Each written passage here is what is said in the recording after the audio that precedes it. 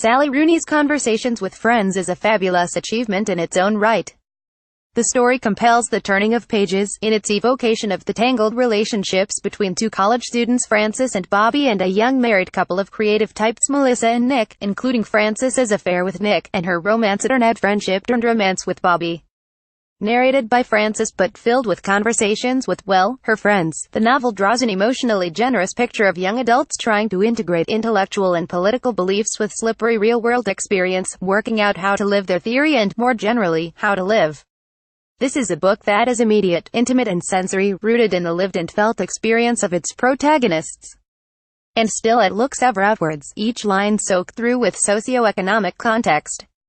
The language is precise, unusual and above all enjoyable. There is brittle repartee. The characters sometimes find themselves in an updated comedy of manners, participating in conversations that invoke all kinds of subcultural capital, and often do so through sarcasm and wit. There are biting societal observations. Ostensibly feminist calls for more female CEOs are met with the reflection that, there's a distinct lack of female arms dealers, I've always thought. And, above all, there is pleasurable, lyrical wordplay, filtered through a keen eye for detail. A character's little spoon-like ear, feelings, hot as oil, a comma of shadow, on the wall. These are ways of noticing the world that infuse the quotidian with flowers of vibrant intensity. But what I want to say here is that Conversations with Friends is not just an achievement for its aesthetic prowess. It is also important for what it contributes to our contemporary moment in fiction, and especially to the contexts of millennial, new adult literature, and women's fictionalized life writing. The novel is formally fairly conventional. It tells a story-shaped story, and fits loosely into the adultera novelle category, and it is indebted to fiction through the ages, drawing richly from the social fabrics of Jane Austen and George Eliot, the succinctly sensual language of James Salter, and the structures of too many buildings Romans to name. Yet Conversations with Friends also uniquely participates in interlinked cultural conversations and traditions closer to our present state. The idea that novels can act as the voice of a generation is in many ways antithetical to the ideological conditions of the post-2000s, an era often characterized by a recognition of social difference, whether this difference is marshaled to make people buy things that bolster their unique identity, or to advocate for minority groups and voices. Either way, it suggests that novels written by dominant groups never really represent the whole culture. But 20 and 30-somethings have also been studied as a generation their entire lives, and are used to being publicly debated in generational terms. Hence the millennial novel designation. It's worth noting that this is often invoked as a kind of slur, signaling a generation entirely in cahoots with individualist consumer culture, mindlessly chomping avocado toast with one hand while wielding a selfie stick with the other, a coterie of precious snowflakes who spend their time fruitlessly introspecting and worrying about hurt feelings. The other new literary category frequently spoken about, the new adult genre for 20-somethings, shelved between young adult, adolescent and adult fiction, is hardly more positive, inevitably infantilizing its target audiences, overgrown teenagers, not yet ready to graduate to real adult fiction, and, presumably, not yet living real adult lives. Conversations with Friends has something to say in this conversation, by giving us characters as intellectually sophisticated and generally capable as they are troubled. That's not to say Rooney is a consummate defender of millennial culture.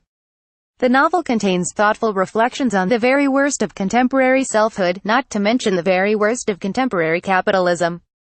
In the liberal university context, there is the constant paranoia around seeming affected or bourgeois. Fresh grinding coffee beans must be weighed up as a practice. I wasn't sure if this was pretentious or not, though the coffee tasted incredibly good.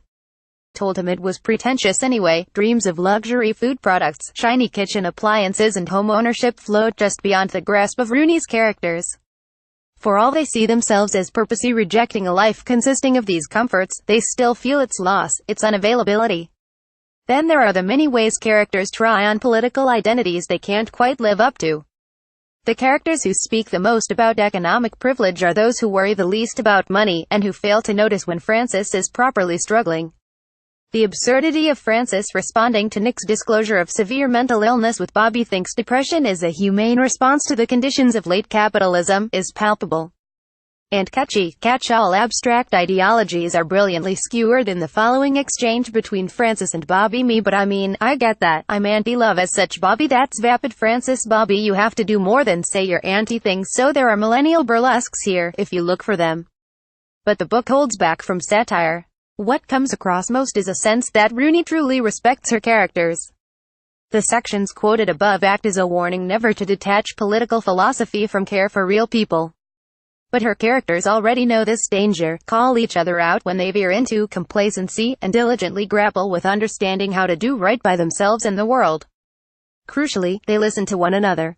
Frances's most striking epiphanies come about through dialogue, and she is willing to accept hard truths about herself, including the realization that conceiving of herself as passive and powerless masks the power she does have, including the power to treat other people badly.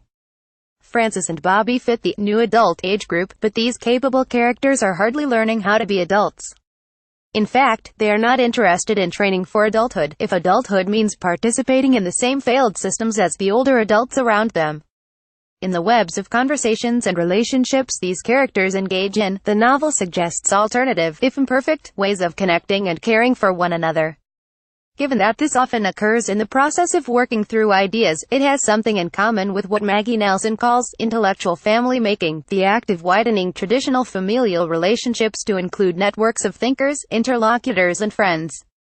In certain respects, Conversations with Friends shares common ground with the tradition of women's life writing that spans from Kathy Acker and Chris Kraus through to Nelson, Sheila Heti, and Lena Dunham's Script for Girls, writing that blurs the boundaries between life and fiction. Although this novel is fictional rather than autobiographical, it amounts to an essentially confessional account of female consciousness. We are swamped in Frances's minutely detailed perspective, which includes theoristic self-presentation and transcribed fragments of conversations with others both on and offline. Conversations with Friends overlaps with these other works by centering on the psychological development of a young female protagonist, and also by centering on the alternative, intellectual and emotional, family formed in young adulthood as the site where this psychological development happens. Instead, the self is developed through female friendships, reading and debate, and non-traditional romantic relationships.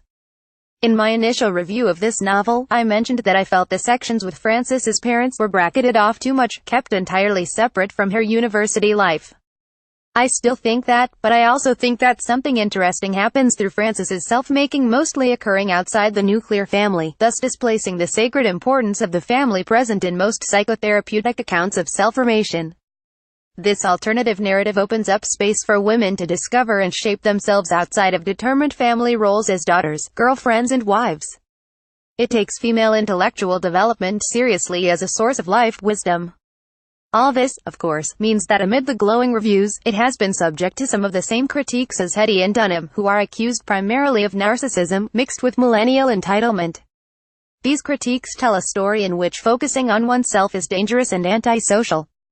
In this story, millennial women, doubly charged, come off as both vain and bratty, even when the self they focus on is under constant pressure, as Frances says, to become someone worthy of praise, worthy of love.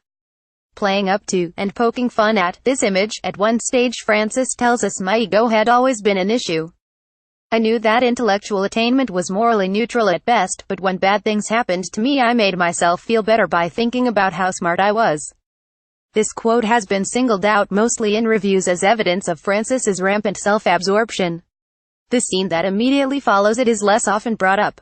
Right afterwards, Frances recounts her friendship with an American grad student when she was a teenager.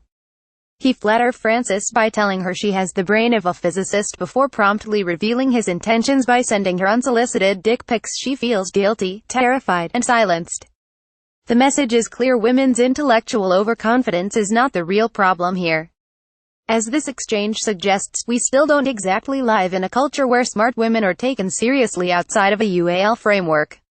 On these terms, Frances bolstering her ego and taking a defensive, self-involved interest in her own intelligence is an understandable, and maybe useful, strategy, at least at times. Just like this, Conversations with Friends both tempts the stereotypes of millennial women's fiction, and exceeds these.